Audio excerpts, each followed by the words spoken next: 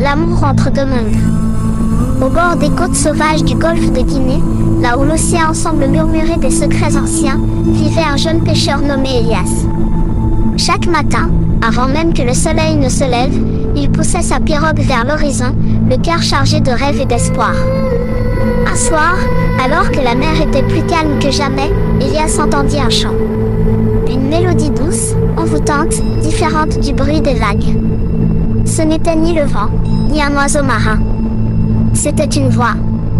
En s'approchant des rochers, il la vit. Elle était assise sur une pierre lisse, les cheveux longs comme des algues dorées, la peau lumineuse sous la lune. Sa queue argentée reflétait les étoiles. C'était une sirène.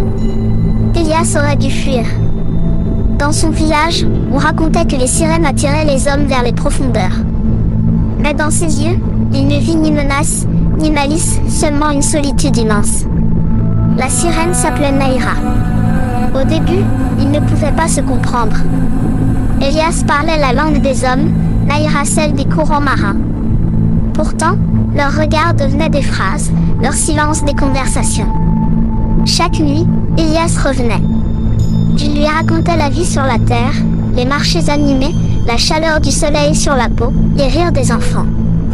Naïra, elle, décrivait les cités de corail, les jardins sous-marins illuminés par des créatures phosphorescentes, et la danse des baleines dans les abysses. Peu à peu, quelque chose changea. Naïra commença à remonter plus près de la surface, fascinée par le monde d'Elias. Et Elias restait plus longtemps en mer, cherchant le reflet argenté de celle qu'il aimait sans oser le dire. Mais leur amour avait une frontière, l'eau. Un humain ne peut respirer sous la mer. Une sirène ne peut marcher sur la terre. Un soir, Naïra avoua la vérité. Si elle choisissait de devenir humaine, elle perdrait à jamais sa voix marine et ne pourrait plus retourner dans l'océan. Elias, lui, savait que plonger pour la rejoindre signifierait abandonner sa vie, sa famille, son monde. Ils étaient face à un choix cruel, aimer ou renoncer. Elias prit la main froide de Naïra et dit « L'amour n'est pas fait pour posséder.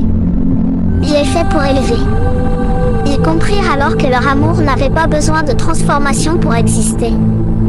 Il était déjà réel, déjà puissant. Ils décidèrent de se retrouver chaque nuit, à la frontière de leurs deux mondes, là où la mer embrasse la terre. Avec le temps, les villageois remarquèrent qu'Elias semblait plus sage, plus lumineux. Et certains soirs, on entendait encore un chant flotter sur l'eau. Un chant d'amour. Un amour impossible, mais éternel.